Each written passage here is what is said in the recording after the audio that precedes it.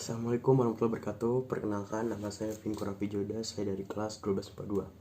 Di sini saya akan menjelaskan tentang katabolisme respirasi aerob. Nah, apa sih respirasi itu? Respirasi itu merupakan oksidasi senyawa organik secara terkendali untuk membebaskan energi bagi pemeliharaan dan perkembangan makhluk hidup. Nah, produk antara pada respirasi sel dipakai sebagai bahan dasar untuk metabolisme.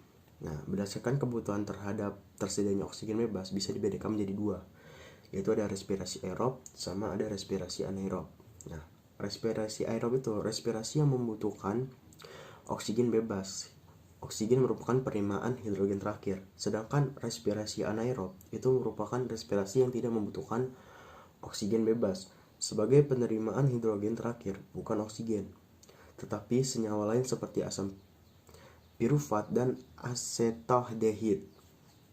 Nah, respirasi aerob itu dibagi menjadi ada 4 tahap, yaitu ada glikolisis, dekarbolisasi oksidatif asam pirufat, Daur-Krebs, dan sistem transfer elektron.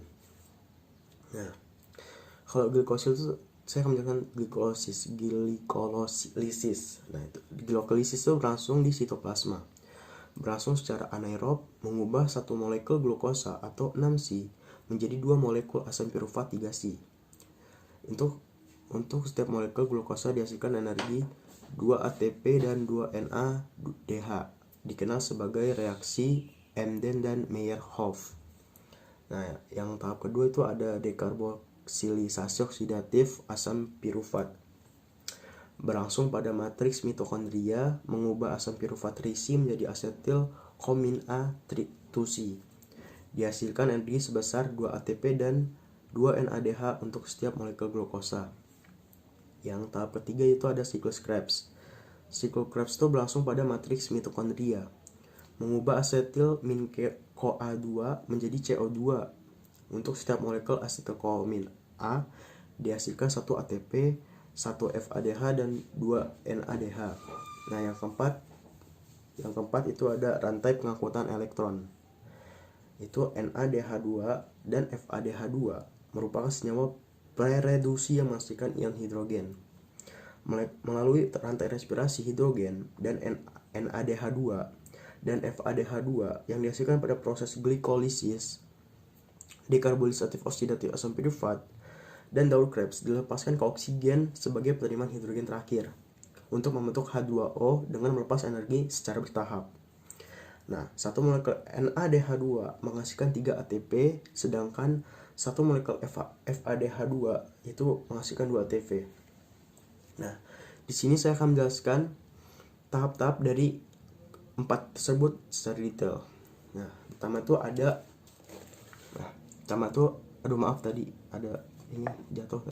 Pertama itu ada glikolisis. Nah, tahapnya itu ada 10 tahap. Fosforilisasi glukosa terjadi pemindahan gugus fosfat dari ATP ke glukosa pada atom C nomor 6 sehingga membentuk glukosa 6-fosfat.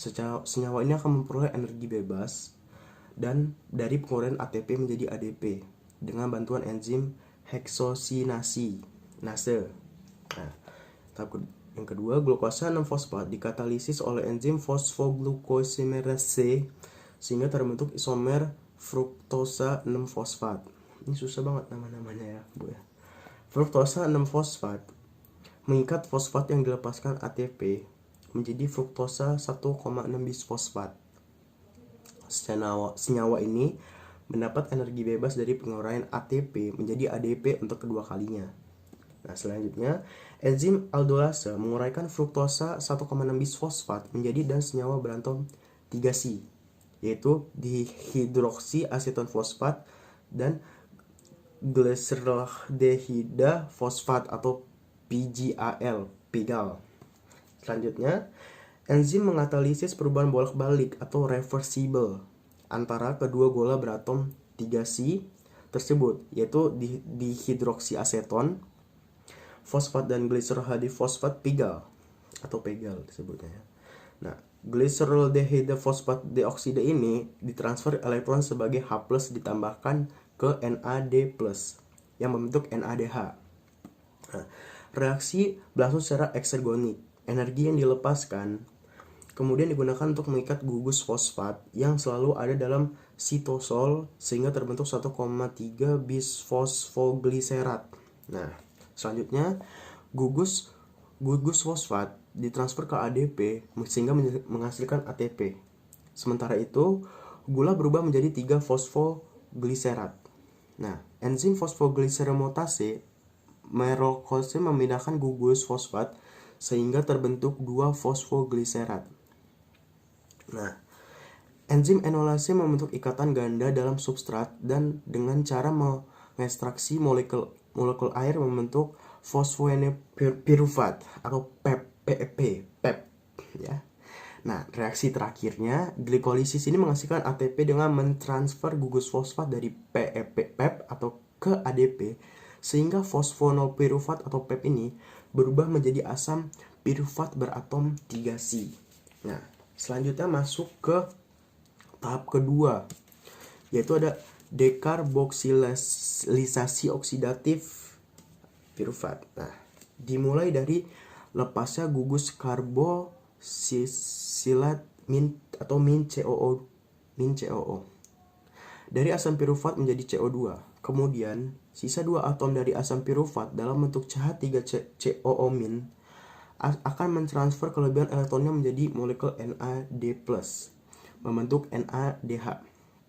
Molekul 2 atom karbon tersebut akan berubah menjadi asetat. Terakhir, koenzim min A atau komin A akan diikatkan pada asetat membentuk asetil koenzim min A asetil komin A. Terus kita lanjut ke tahap 3 yaitu siklus Krebs. Nah, setelah dari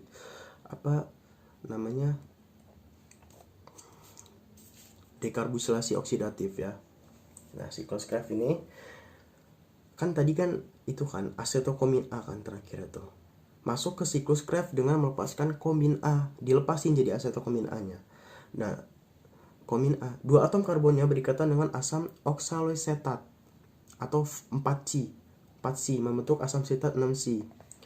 Nah, satu molekul air H2 atau H2O dikeluarkan dan satu molekul air yang lainnya ditambahkan kembali sehingga asam sitrat 6C membentuk isomera menjadi asam isositrat 6C juga. Nah, asam isositrat melepaskan gugus karboksil atau COO- dalam bentuk CO2 dan memberikan atom hidrogen beserta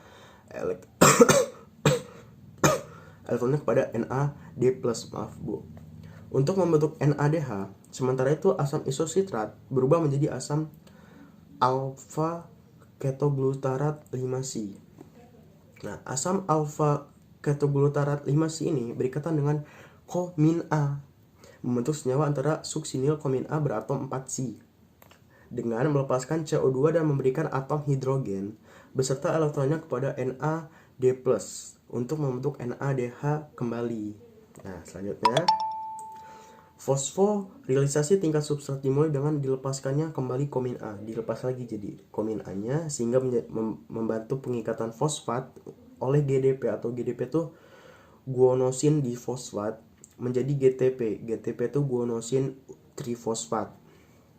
GTP ini serupa dengan ATP jika menyumbangkan satu gugus fosfat ke ADP. Senyawa antara suksinil komin A berubah menjadi asam suksinat 4C. Selanjutnya, asam suksinat memindahkan 2 atom hidrogen dan elektronnya kepada Fa2+ untuk membentuk Fa2H2. Asam suksinat berubah menjadi asam fumarat 4C. Selanjutnya, asam fumarat berikatan dengan H2O membentuk asam malat 4C. Dan yang terakhir, asam malat mentransfer kembali atom H dan elektronnya ke NAD+, sehingga terbentuk NADH. Dan asam malat berubah menjadi asam oksalosetat atau 4C yang akan digunakan dalam siklus Krebs selanjutnya. Nah, yang tahap terakhir yaitu ada rantai transfer elektron. Nah, mekanismenya transfer elektron itu pertama NADH yang dihasilkan pada glikolisis, dekarbolisasi oksidatif dan siklus Krebs melepaskan elektron plus H+ menjadi NAD+. Nah, NAD+ ini masuk kembali ke siklus reaksi Nah, elektron dari NADH ditransfer ke FMN. FMN itu flavin mononukleotide. Nah, kemudian ke Fe plus S atau protein besi sulfur.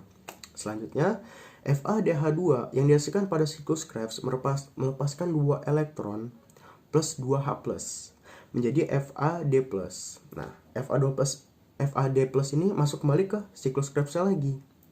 Nah, elektron dari Fa2H2 ini ditransfer ke F plus F, protein besi sulfur. Elektron dari F plus S ini ditransfer secara berturut-turut ke Q atau ubiquionium coenzim.